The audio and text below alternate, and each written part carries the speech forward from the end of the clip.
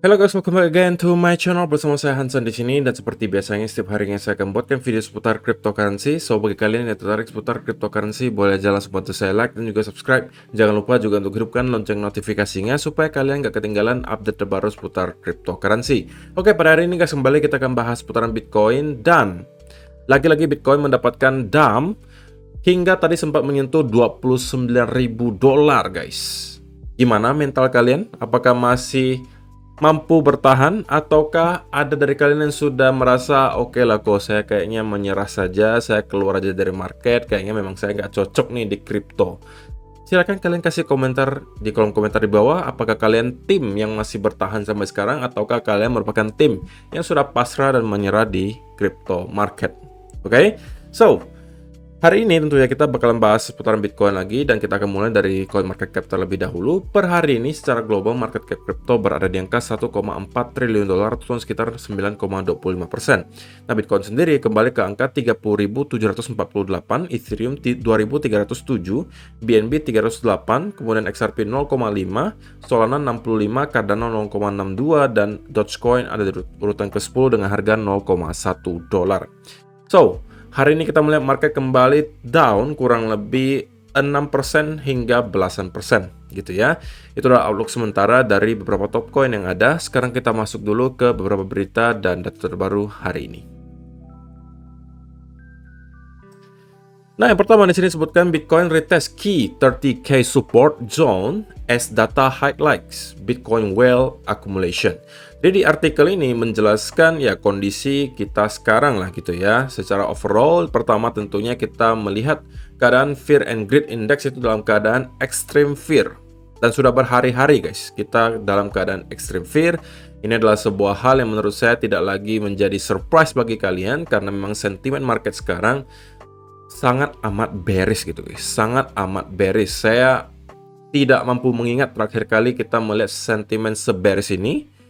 Mungkin terakhir kali itu hanya di Mei 2021 ketika kita mendapatkan drop yang kurang lebih 50%. Itu kita juga mendapatkan sentimen yang sangat amat bearish gitu ya. Dan kali ini kita juga mengulang hal yang sama gitu ya, dan kita berada di area yang extreme fear, karena ya tentunya tidak ada sama sekali ya angin segar yang datang untuk kripto. Yang ada itu ditimpuk terus-menerus dengan FUD gitu ya, dengan masalah-masalah baru yang membuat investor sekarang sepertinya enggan gitu, masih nggak pengen aja masuk ke market. Yang ada sekarang itu hanya orang-orang yang lagi jualan dulu gitu. Dan seperti yang kita ketahui juga sebenarnya yang jualan-jualan itu ya rata-rata gitu guys ya, tidak semua. Rata-rata itu adalah para short term holder, walaupun tentunya para whales juga ada sebagian yang mulai kayak oke, saya jualan dikit, itu pasti ada gitu guys. Tapi dari data yang kita ketahui, sebagian besar yang menjual itu adalah para short term holder atau orang-orang yang baru membeli Bitcoin, dan mereka adalah orang-orang yang biasanya masih newbie, yang masih cepat panikan, yang weak hands gitu ya. Jadi ada drop sedikit, mereka kayak oke, saya keluar, takutnya drop lagi gitu ya. Itu yang membuat kita melihat drop yang cukup parah terjadi beberapa hari terakhir. Tentunya juga dibantu oleh long liquidation atau long squeeze gitu ya, yang terjadi juga udah selama berhari-hari gitu. Kemudian menurut saya ini ada sebuah chart gitu yang cukup menarik ya. Ini dari Nunya Business, dan dia mengatakan bahwa kalau kita menggambarkan semacam parallel channel di sini, maka kita bisa menemukan bahwa sebenarnya kita ada mendapati sebuah trendline gitu yang menandai akhir dari bear market kedua cycle sebelumnya. Dan apakah kali ini kita akan mengulangi hal yang sama gitu ya? Kalau misalnya memang kita akan kembali menyentuh parallel channel ini sebagai tanda pengakhiran dari bear market kali ini, maka kita akan menyentuh kurang lebih di area 19.891. Dan tentunya ini cukup make sense gitu guys ya. Karena di sekitaran area 20.000, selain ada trendline parallel channel di sini, kita juga mendapati di area 20.000 itu merupakan all time high sebelumnya. Jadi ini merupakan area horizontal support juga. Yang kedua, 20.000 merupakan angka psikologi. Yang ketiga juga, area 200 week moving average itu juga berada kurang lebih di area 20.000 sampai 22.000. Jadi akan sangat make sense kalau misalnya kita mendapati Bitcoin drop hingga 20.000, kemudian kita mencapai bottom dari bear market kali ini, dan kita akan mendapati rally lagi ke atas. Itu pun kalau memang kita akan benar-benar mendapatkan bear market berkepanjangan. Ya, kalau ditanya sekarang, ya mungkin aja probability-nya udah cukup tinggi ya bahwa kita bisa drop di bawah 29.000. Sangat make sense kita bisa drop di bawah itu karena ya sekarang kita udah di angka 30.000 gitu. Dan kita tadi sempat menyentuh 29 gitu. Jadi tidak ada alasan bagi saya untuk mengatakan bahwa tidak mungkin kita drop di bawah 29.000. Kemungkinannya selalu ada gitu guys, oke? Dan kalau misalnya kita perhatikan juga, hal yang berikutnya yang terjadi di belakang layar adalah data on-chain ini, di mana ini menghitung gitu ya, jumlah supply yang dipegang oleh para paus yang mempunyai 10.000 hingga 100.000 Bitcoin. Dan menariknya adalah, dari tanggal 30 April hingga sekarang, para paus yang memegang 10.000 sampai 100.000 Bitcoin itu dalam keadaan akumulasi. Oke? Sekali lagi guys, bear market itu adalah saat-saat di mana terjadi transisi dari para weak hands ke long term holders. Sebaliknya, ketika kita sudah mendekati pucuk bull market, yang terjadi adalah apa? Perpindahan antara long term holder ke short term holder. Jadi sebaliknya gitu. Para long term holder yang beli di market udah pada jualan di pucuk gitu ya. Yang masuk pada saat di pucuk siapa? Para short term holder, para newbie yang baru mendengar di BD Masa, baru mendengar di tetangganya bahwa mereka cuan 300%, 400%, mereka pengen masuk juga padahal mereka nggak mempelajari apapun. Mereka hanya tahu tetangga mereka cuan 400%, mereka hanya melihat media massa meliput setiap hari Bitcoin terus all time high, dan mereka secara buta langsung membeli. Dan Google Trends mulai start lagi naik, dan ketika itulah biasanya kita akan kembali drop lagi dan masuk lagi ke bear market. Jadi ini cycle-nya terus berulang gitu guys. Jadi kita juga perlu memahami hal tersebut. Dan ya, tidak mengherankan gitu ya, dengan drop yang terjadi beberapa hari belakangan, kita terus-menerus mendapatkan long squeeze. Dan yang cukup parah hari ini gitu guys, dimana kita mendapatkan 277.000 traders ke liquid. 277.000. Dengan total value sebesar 1,04 billion dollar. Itu semuanya ke liquid, habis. Habisnya kemana? Ke bandar lah. Para exchange yang cuan gitu. Trader ya gigit jari. Apalagi yang pakai leverage over. Makanya selalu saya sampaikan dan tidak akan pernah bosan saya ingatkan kalian, untuk para kalian yang masih newbie, baru belajar trading, ataupun kalian yang sudah ya cukup lama trading, tetapi masih struggling secara mental, ingat gitu ya, satu-satunya hal yang mampu membuat kalian terus bertahan di market adalah dengan mempertahankan capital kalian. Dengan cara apa kalian bisa mempertahankan capital kalian? Yaitu dengan risk management yang baik. Kalau kalian tidak menerapkan risk management yang baik, bisa jadi kalian merupakan orang-orang yang termasuk ke liquid hari ini. Dan saya tidak doakan kalian seperti itu, tapi mudah-mudahan tidak ya. Tapi saya selalu ingatkan, risk management di trading itu key gitu guys. Itu adalah kuncinya untuk mampu tetap bertahan di market. Oke? Dan ya, tidak mengherankan juga ada 75% orang-orang yang long yang ke liquid. Sisanya yang short juga sebenarnya ada yang kena gitu ya, 254 juta dolar. So, ini adalah beberapa data dan berita hari ini yang pengen saya sampaikan untuk kalian. Dan sekarang kita masuk dulu ke chartnya Bitcoin. Oke? Dan tadi kita sempat menyentuh sebenarnya di area 29.000 guys, sebelum kita sedikit bounce di sini. Dan yang pengen saya sampaikan hari ini ada beberapa hal gitu guys. Pertama, di weekly chart terlebih dahulu gitu ya. Bahwa kalau kalian perhatikan, kita sudah 1, 2, 3, 4, 5, 6 candle berturut-turut closing dalam keadaan merah. Oke. Dan ini 6 kali berturut-turut di weekly chart closing dalam keadaan merah itu baru pernah terjadi sekali dalam sejarah Bitcoin. Itu kalau tidak salah kurang lebih di tahun 2013 atau 2014. Setelahnya tidak pernah lagi. Dan yang menariknya lagi, tidak pernah terjadi sekalipun dalam sejarah Bitcoin kita melihat closing weekly candle itu 7 kali berturut-turut dalam keadaan merah. Jadi kalau misalnya hari Minggu ini kita closing dalam keadaan merah seperti ini, maka kita menciptakan sejarah baru di Bitcoin di mana kita mampu closing weekly candle 7 kali berturut-turut dalam keadaan merah. Oke? Dan dengan adanya beberapa fakta ini juga bahwa kita belum pernah sekalipun mendapati hal seperti ini terjadi gitu ya. Saya masih tetap berpikiran bahwa at least di sekitaran area sini kita akan mendapati sedikit relief bounce dulu guys, atau at least konsolidasi lah di atas. sebelum kalau memang kita pengen drop lagi di bawah itu, baru terjadi berikutnya gitu. Karena di time frame daily sampai 4 hour, 1 hour chart, sampai yang di bawahnya, itu semuanya sudah dalam keadaan yang sangat oversold. Gitu ya, di daily chart kalian bisa melihat kita sudah dalam keadaan yang sangat oversold gitu ya. Kemudian di 4 hour chart ya tidak perlu ditanya lagi, ini udah pasti oversold.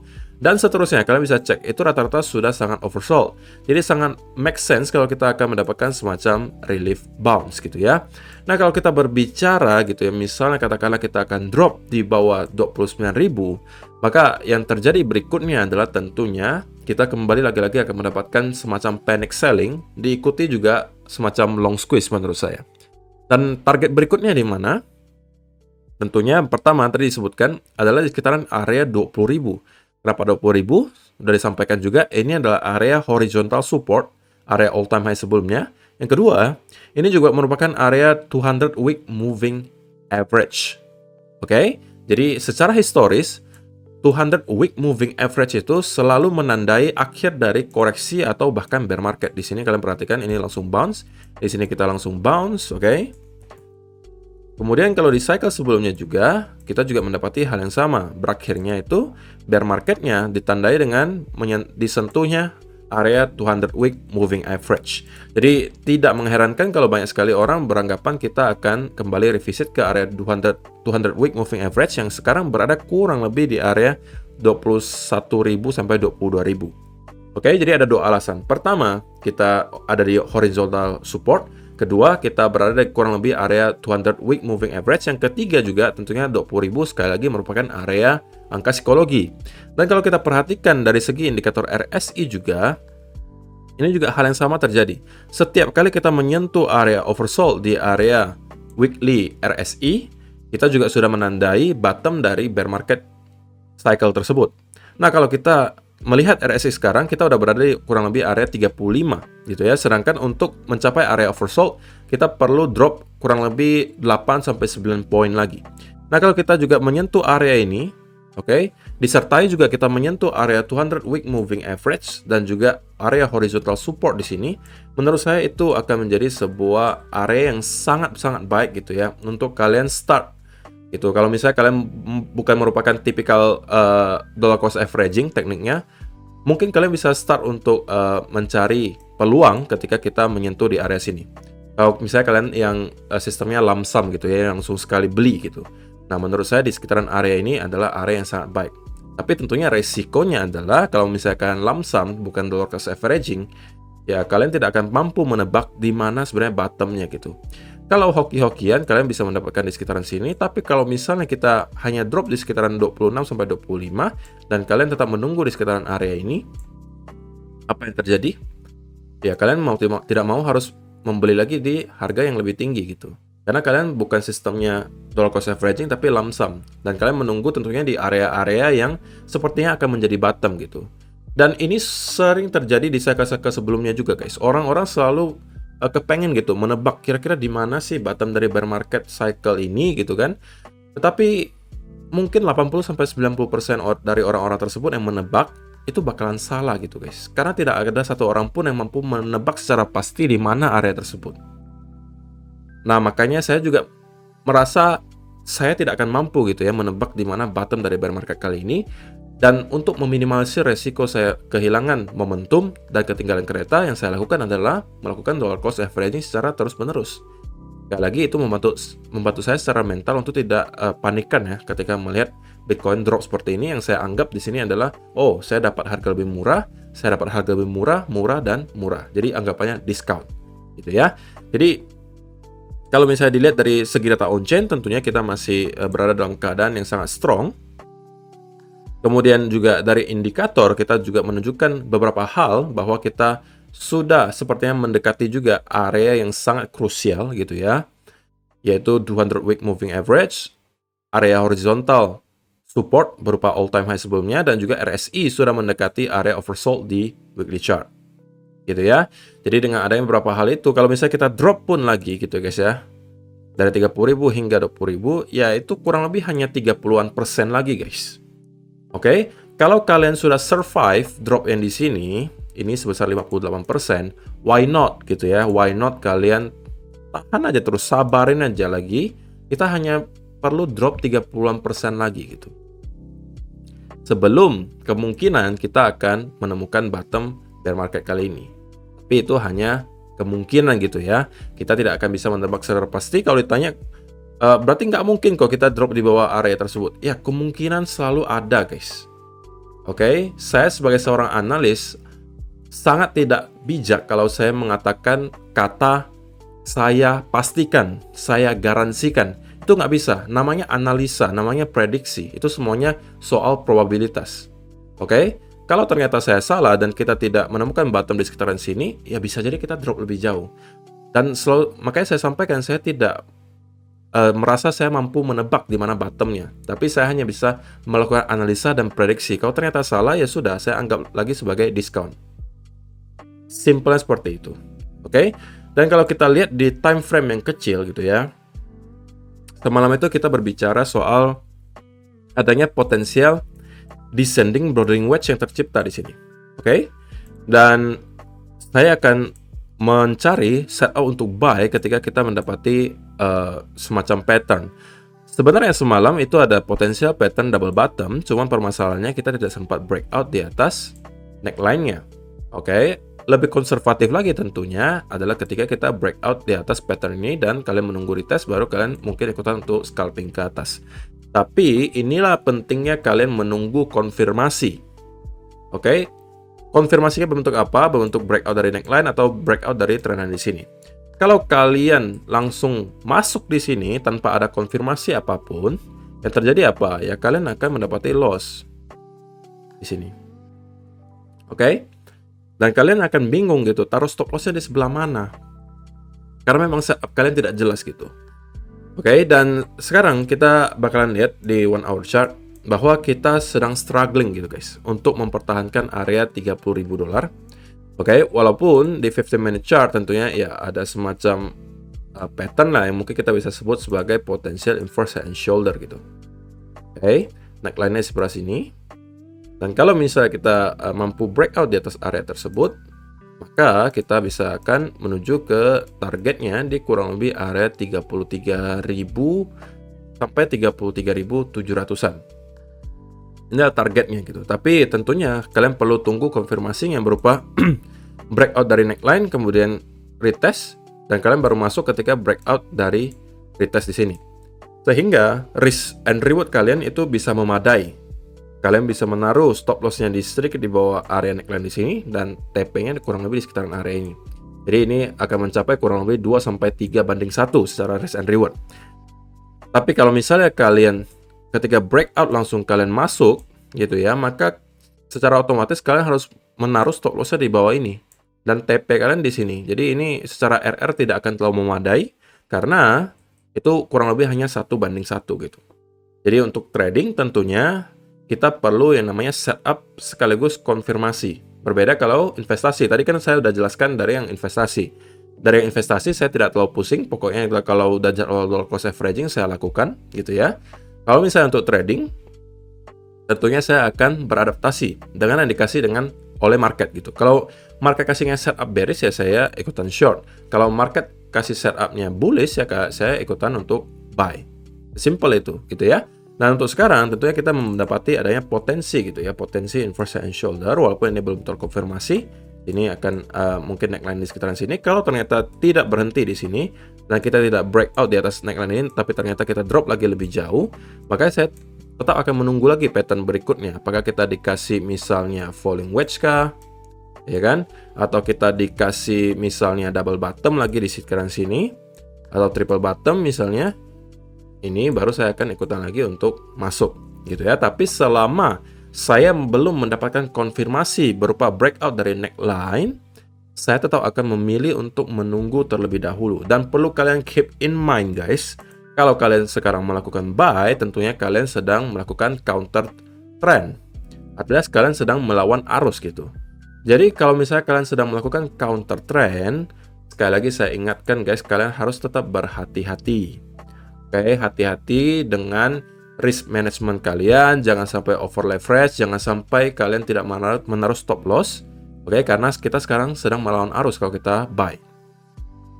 Karena tentunya dari time frame yang lebih besar di 4-hour chart dan daily chart, kita sama sekali belum menemukan adanya bukti yang cukup gitu ya bahwa kita akan mendapatkan reversal dari sini, yang ada kemungkinan hanya sebuah relief rally dulu ke atas gitu ya.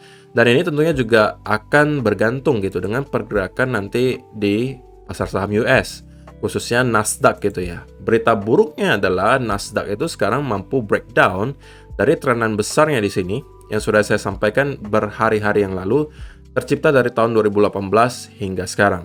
Oke? Dan kita baru 1 hari breakdown di trendline tersebut. Yang saya pengen lihat, kalau memang kita ternyata tidak mampu menahan trendline ini, adalah konsolidasi di bawah trendline ini.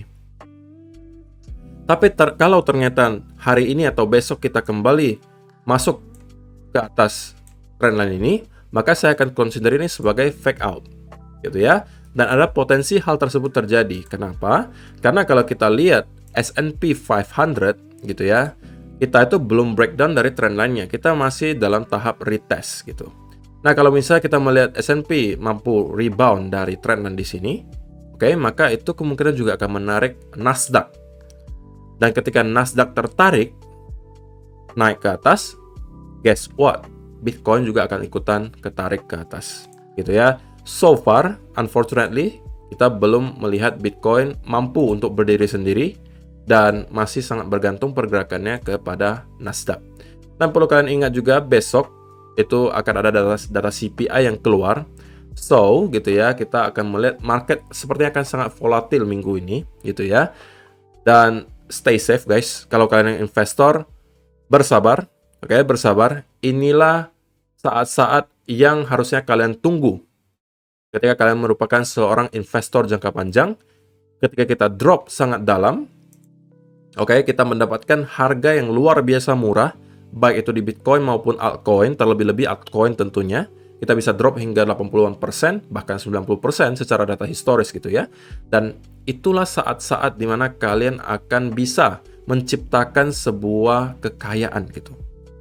Dari cara apa? Membeli ketika bear market, ketika harganya drop 80-90%, kalian serok, cicil, dan cicil. Ketika bull market kembali, oke, kalian bisa cuan 10, 20, bahkan 30 kali lipat dari uang kalian. Oke, tapi itu tentunya secara data historis. Saya tidak bisa garansikan itu akan terulang, tapi secara data historis itu yang terjadi. Ketika orang-orang beli di bottom bear market, katakanlah misalnya kalian beli Ethereum-nya. Ethereum coba ya. Nah, Ethereum. Bottom bear market sebelumnya kita mencapai hingga angka 113 atau bahkan anggap aja $100 deh gitu. $100 biar gampang hitungnya. Di Desember 2018. Ethereum $100 guys. Oke, kalau kalian cicil di sekitaran sini, oke, anggap saja harga rata-rata kalian $150 deh. Gitu ya, kalian melakukan dollar cost averaging katakanlah. Maka di pucuk kemarin, anggap saja kita menyentuh 4.500, maka itu adalah 30 kali lipat dari uang kalian gitu. 30 kali lipat. Kalau kalian pengen menjadi seorang miliarder, maka kalian hanya perlu uang kurang lebih 30 juta rupiah. Oke? 30-an juta rupiah, kalian kalikan 30, berarti itu 900-an juta rupiah, hampir 1 miliar. Jadi dengan 30 juta bisa sampai 1 miliar. Itulah keajaiban di kripto gitu ya, dimana kalian bisa menghasilkan uang yang luar biasa besar, tetapi tentunya itu tidak datang dengan mudah gitu guys. Kalian perlu mental yang sangat kuat, kalian harus sabar gitu guys. Kalau kalian tidak sabar, kalian tidak akan mampu menciptakan kekayaan seperti itu. Oke, karena kalian kalau misalnya orientasinya jangka pendek, kalaupun kalian beli di bottom bear market kali ini, katakanlah misalnya kalian beli di sini, kalau kalian secara mental tidak kuat dan kalian orientasinya jangka pendek, maka ketika kita naik sedikit di sini, kalian mungkin sudah berpikiran, oke, saya jual aja deh daripada down lagi gitu. Nah, kalau kalian mempunyai mindset yang seperti ini, maka kalian tidak akan pernah mendapatkan cuan yang luar biasa besar, yang 20-30x. Karena kalian selalu ngerasa, oke lah, saya cuan dikit nggak apa-apa, cuan dikit nggak apa-apa, cuan dikit nggak apa-apa gitu. Sebenarnya untuk mindset seperti itu lebih cocok kalian menjadi seorang trader gitu. Kalau kalian investor jangka panjang, harusnya kalian mempunyai mindset yang panjang gitu. kalian harusnya tidak puas misalnya dari 20.000 naik ke 30.000, kalian udah jualan gitu. Padahal kalian tahu gitu, bahwa kemungkinan besar kita sudah berada di bottom bear market dan kita akan bisa mendapati bull market yang baru. Dan setiap kali masuk ke bull market yang baru, itu kita bisa naik, kalau di Bitcoin ya, mungkin sekarang tidak lagi bisa terlalu masif, tidak bisa terlalu besar lagi, mungkin bisa naiknya 5-6 kali lipat. Kalau di altcoin mungkin bisa 10-20 kali lipat. Oke? Dan kalau misalnya kalian selalu ngerasa panikan setiap kali kita naik sedikit, kalian langsung pengen jualan, maka kalian memang kemungkinan besar gitu ya, tidak akan mampu meraup cuan hingga 10, 20, 30 kali lipat. Jadi sekali lagi guys, mindsetnya tolong kalian ubah, bahwa kalian merupakan seorang investor, dan kekayaan itu tidak bisa diciptakan dalam waktu yang singkat. Kalian harus mampu bersabar, kalian harus mampu ikuti cycle-nya, sampai nanti kita menunjukkan lagi bahwa kita udah berada di top atau area dari top sebuah bull market, baru dari sana kita akan cicil untuk jualan. Gitu ya. Ya, semoga video hari ini bermanfaat untuk kalian dan bisa membuat kalian sedikit lebih tenang gitu ya, lebih relax. Apalagi kalian yang merupakan investor, kita sama-sama berada di market ini guys. Tidak hanya kalian saja yang sangkut, saya juga ya sekarang dalam keadaan loss kok guys. Oke, saya kan cicil. Yang cicil di sini ya tentunya masih dalam keadaan loss gitu kan. Ya walaupun yang sebelum-sebelumnya ya ada yang cuan juga gitu kan. Tapi kalau ditanya yang beli-beli di sini ya tetap dalam keadaan loss gitu kan. Dan tidak ada satupun orang yang suka gitu ngelihat market crypto ini drop, apalagi sebagai seorang investor. Tapi inilah kenyataannya gitu, harus kita hadapi guys. Dan kalian yang bertahan, itulah yang akan menjadi pemenang. Dan saat-saat seperti inilah yang akan membedakan seorang pemenang di kripto dan seorang pecundang. Kalau yang pecundang, sepertinya sudah akan keluar dari market sekarang. Oke? Tapi kalau yang pemenang, itu akan menjadi seorang holder jangka panjang. Itu opini saya pribadi. Oke? So, itu aja sih untuk hari ini guys. Semoga kalian tetap stay safe. Oke? Relax. Badai pasti berlalu. See you on the next video.